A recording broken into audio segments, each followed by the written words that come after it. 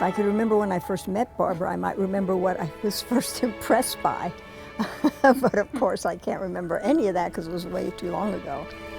But I remember Barbara and I were sitting, and I don't know why, we were sitting in a restaurant in Santa Fe when we first talked about doing our books together.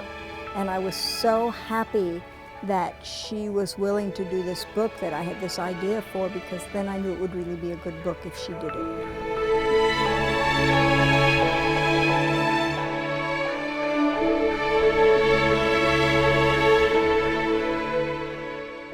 I first met Barbara when I was a first-year law student in 1992, and I've known Barbara in all kinds of capacities. She was my professor when I first started, and I remember her office because it was up on the second floor. She was flanked by Maureen Sanders and Ann Scales, and I knew then there had to be an adult on the floor, and thank goodness that Barbara was there. I first met Barbara when she taught me evidence and trial practice at UNM Law School in 1999. And it was the summer of 1990, and she was one of my professors. She was my advocacy professor. To the students, she was a legendary figure. She was as a very young Stanford Law graduate, she'd been working in the White House counsel's office, and she gave that up to go to the Public Defender Service. Most of the work Barbara and I did together was our books, but she had a case here that she was representing a woman in a habeas case, and she hired me as her expert.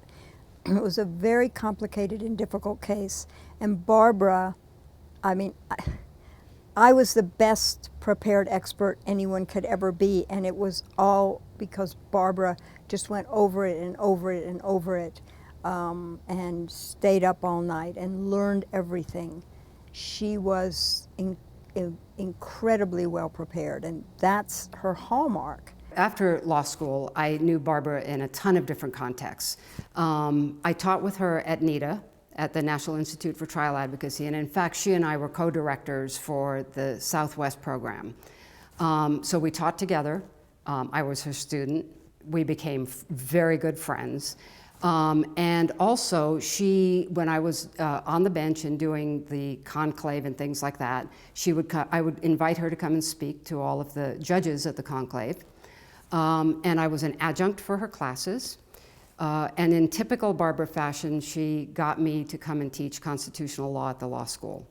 I swore that there was just no, I know, you're looking in shock, like, why me? But you can't ever say no to Barbara. She's legendary, but she's also very down to earth. And I remember I thought I had it all figured out. I was learning how to argue.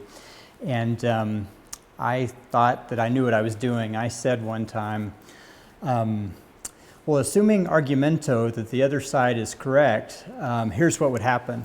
And I saw her eyebrow go up, and then I saw her kind of cock her head sideways, and I knew I'd doing something wrong, but I couldn't remember what. And at the end of it, when she was correcting me, she said, "It's arguendo, it's not argumento."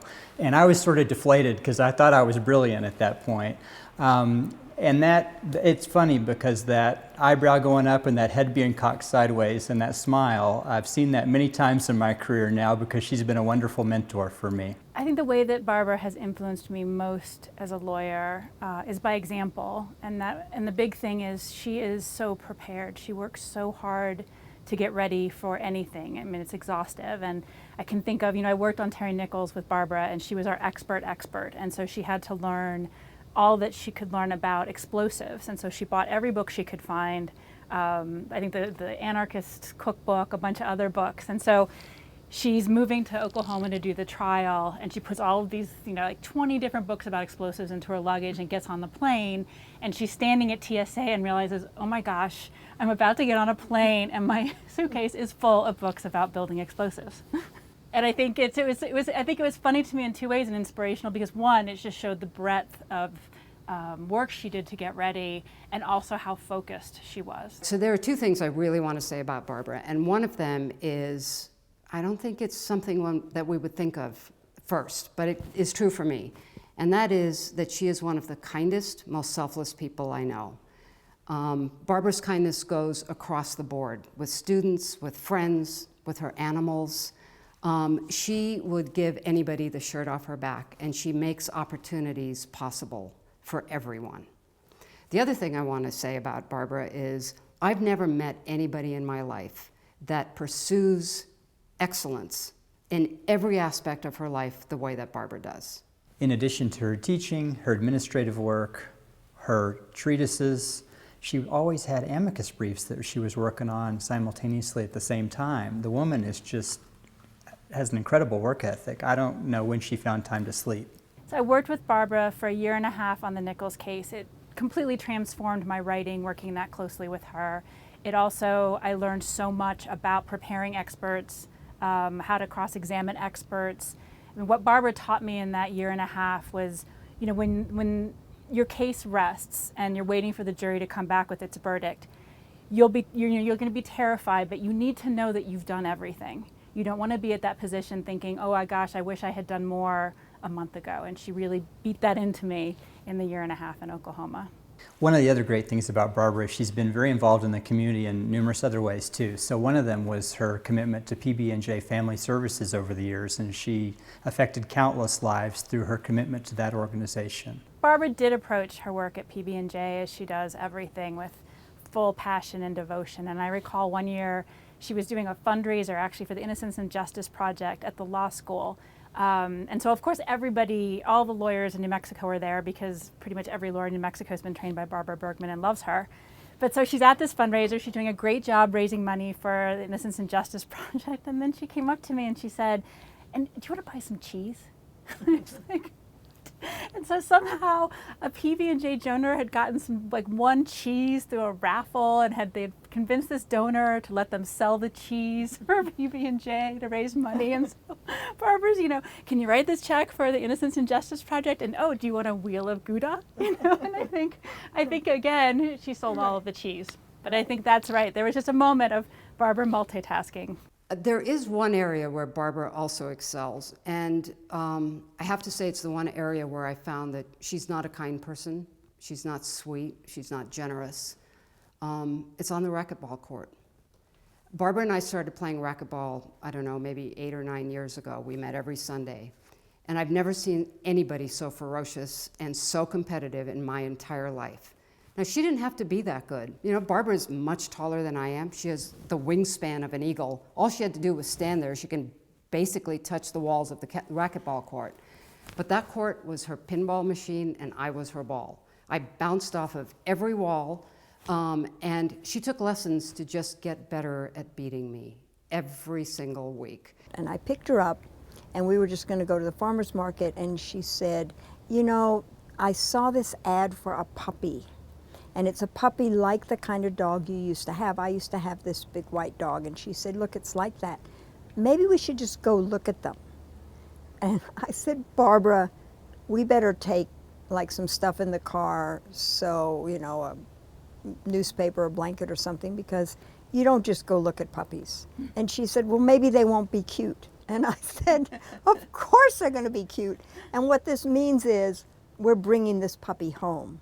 Barbara's a very close friend of mine, and I miss her. I miss her being here. I miss the fact that when I'm hiring law clerks or thinking about a new lawyer, I can't call Barbara and find out, is this a up or a down? First of all, I think that people in the law school miss trial advocacy class that she did, or trial practice class that she did, which was such a great class for so many years. And I just miss having her close by. I talk to her as often as I can. I still ask her every question I have about criminal procedure, evidence, to make sure I haven't missed anything. But I think in this community, she's very much missed because she added so much to it with so much grace and so much charm and so much dedication. So I'm not as involved in the law school as much as I used to be. And I used to be involved with pretty much all the time, and it was because of Barbara. But I wasn't the only one. There are so many people, I can tell you, that because of Barbara were involved with UNM School of Law.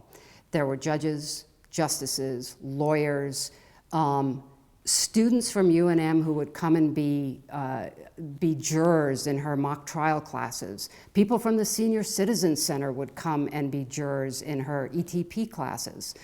She got everybody involved all of the time. And for me, I don't think I went a semester, and probably not even went a summer, where I didn't have some involvement in the law school because of her. Because you could never say no when Barbara asked. Barbara deserves this Distinguished Achievement Award because she has helped to form the New Mexico bar in the state. When I go into court, I am in front of judges who she trained, with opposing counsel who she's trained. I mean, all of us have been touched by her, and we all strive to live up to her. And so I can't imagine, people talk about what an amazing bar New Mexico has, and I think that that is in large part because of Barbara Bergman.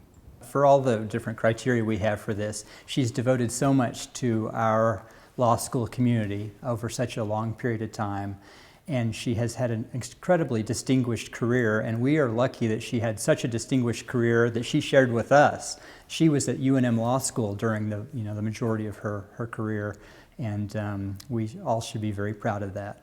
Barbara deserves this award for distinguished achievement because everything she did for this law school benefited from, the lawyers who came out of this law school, the students, the professors, everyone always benefited from the work that Barbara did for this law school. And the law school is truly indebted to her. If I had to say anything else, all I can hope is that you'll invite me to come and teach in Arizona. Yeah, I was a little surprised that Barbara wanted me to speak for her because there's so many incredible, accomplished lawyers who love and respect her and could say so many stories about her. But it was an incredible privilege for me because I am the lawyer I am today only because of Barbara Bergman. She was my law professor, and she taught me that I could litigate. I'm a really shy person, and she taught me how to find my voice in the courtroom, not as any other lawyer but me, and it's a lesson I've taken through my whole life. And she's continued to be a friend and a mentor all these years, and I'm just incredibly grateful to her, and she's amazing, and I love her, and we should all be proud of her. I'm honored to speak for Barbara Bergman tonight because I've never had a better mentor in my career than Barbara, and we all miss her, and it's so great to have her back here for this special evening. It's a great honor for me to speak for Barbara.